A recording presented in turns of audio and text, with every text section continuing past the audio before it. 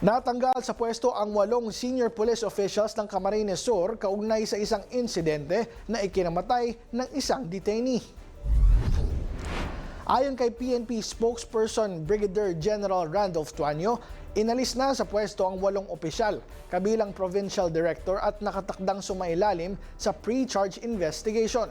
Ito'y bunsod sa pagkamatay ng detainee na nabaril sa isa umanong engkwentro matapos itong magtangkang tumakas habang tina-transport patungong Catanduanes mula Pasay City.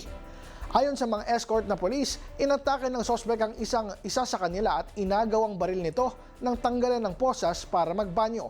Pero lumabas sa isinagawang paraffin test na nagnegatibo sa papaputok ng baril ang detainee habang nagpositibo ang 3 police escort. Nasa restrictive custody na ang mga sangkot na polis at nasampahan na ng kasong homicide. Ang kanilang senior officials naman ay tinanggal sa pwesto dahil sa neglect of duty at kabiguang i-report agad sa regional police ang insidente.